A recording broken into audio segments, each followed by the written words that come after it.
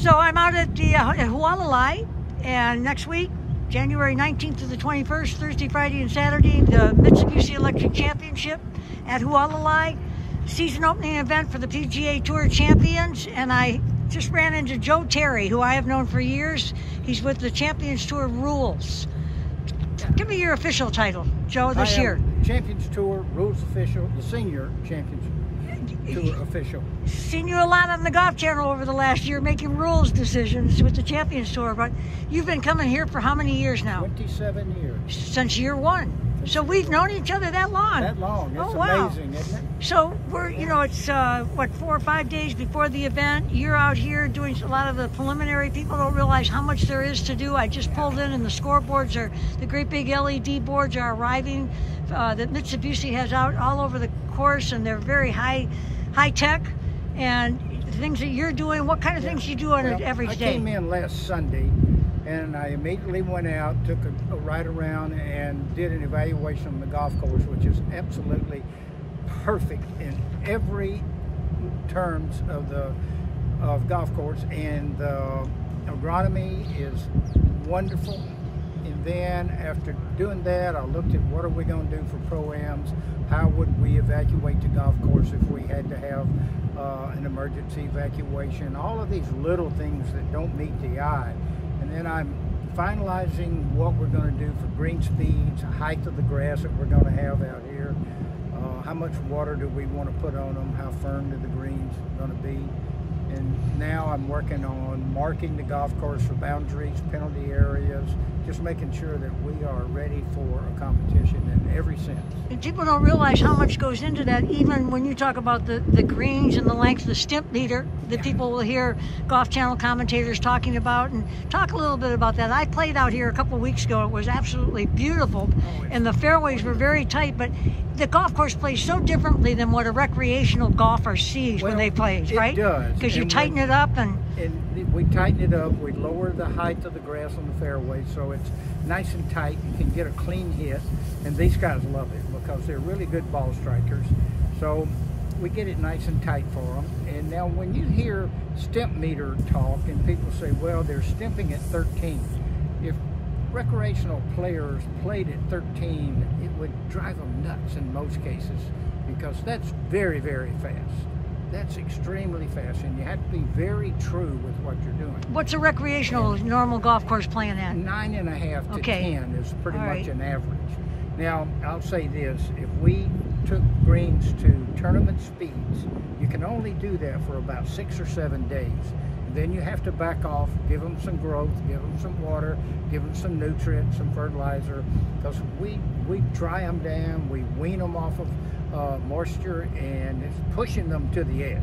So every day is really pretty deliberate, the way you want to play the course, where you put the tee boxes, where you do the pin placements. Absolutely. All of this is very precise and strategically It's laid out. all strategically planned, and we will take a look at our long-range forecast for wind, other weather elements, and so forth, and that has a big factor in determining where we put the holes and where we put the tees, how the hole plays. This is the longest running PGA Tour Champions event at the same venue here at Hualalai, 27 years. Yeah, 27 and years. We're standing right behind you is the volunteers tent where they congregate when they're not out there. But say something about the volunteers and the importance. I mean, the PGA Tour donates more money to charities than all major league sports put together. And you know, the players play for a lot of money, charities receive a lot of money, and most of the time, I'd say that 99% of the time, the money's generated for charities stay at home. On Champions Tour, we take care of the people in the city where we're having the event. It could be in a particular district of a large city, but it stays at home. But none of it. It doesn't matter what it is. It would not be possible without volunteers. And right here on the Big Island with the Mitsubishi Electric Champion, Rotary Club of Kona does a wonderful job, have organized the volunteers since year one. Monies come from the Mitsubishi into their community foundation. Also the Daniel Sayre Foundation, which raises money for equipment for our fire and rescue. And Big Island Junior Golf, it's just wonderful, and it does stay in the community for sure. Home, which is good. And it's nice to know that when we look at it and say, gosh, we're doing something to help the local residents, those that play golf, and for those that want to play, now we're working with junior golf. They receive some of the benefits from it, so we're going to continue to grow the game, keep it going forward, and make it great for everyone.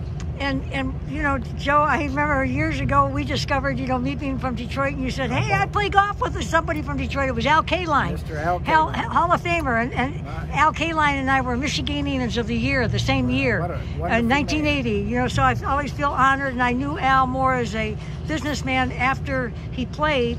And then I happened to sit with him at an event called Detroit Homecoming a couple of years ago, and I showed him the picture of you and I, you know, and so, but you used to play with him down at Lakeland. In Lakeland, Florida. She Uh-huh. did. Yeah, and that's the winter home for the Detroit Tigers. Absolutely. Been down there, as many people I'm have. very fortunate to have a relationship with Al and be able to play golf with him, and he mentored me in how to deal with people, how to handle people, and make life more meaningful for everyone around you, and which in return has rewarded me with a great life. And Joe, I always like to tell people that, you know, so often people come into positions with the PGA Tour or the PGA Tour Champions starting out as volunteers, or, you know, Absolutely. I mean, Kelly Fleer was a volunteer in the 1980s, and he has moved up. Kelly's the tournament manager here He's for the the Mitsubishi tournament Electric director Championship. here and doing a wonderful But it job happens with all it. the time with people. And how did you get your start with the PGA Well, Tour? I was a club professional, and as a club professional, I was the chairman of the Rules of Golf Committee for the PGA of America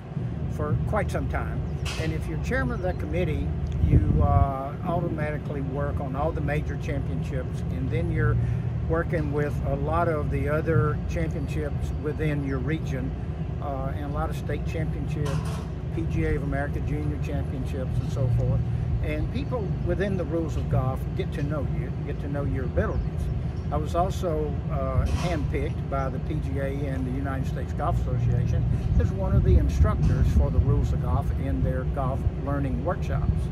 So a lot of people got to know me and my knowledge of the golf and of the game. And one day I got a call from the PGA Tour that says, look, this PGA senior thing is really taking off, and we need some help, and we don't want to have time to train them. Would you come out and kind of see if you'd like to do this and give us some help? And I took a little time off from work, came out, thought I might like to do this, and here I am. This is my 28th year with Wow. the PGA Tour. And where were you a club pro? I was in Gulf Shores, Alabama. Okay, so let's just go back a moment, because at that time, even when this event started, it was called the Senior Tour. It was a tour called of the Senior nostalgia, Tour. is what I always like to say. And Arnold Palmer, Jack Nicklaus, and Yeah. Gary Player, and everybody played in this event. And then, you know, they called it Senior Tour. There are a lot of champions that played in it, but as the guys turned 50 years old and started keeping their game going, it was really champions coming out here, and the competition and the sponsorship money that people were able to get for the Champions Tour. It has really made a difference, hasn't it? In the world of what these young pros do. They know they're going to the Champions Tour. They hope to. It has really made a difference. And, you know, in addition to the monies being there, the level of competition. My gosh, if you've never attended a Champions Tour event, you need to come and see it. TV doesn't do it justice, because these guys still hit the ball so well. They still have great distance. They still are able to work the ball, and they know so much about the game. It is just incredible to watch these guys compete.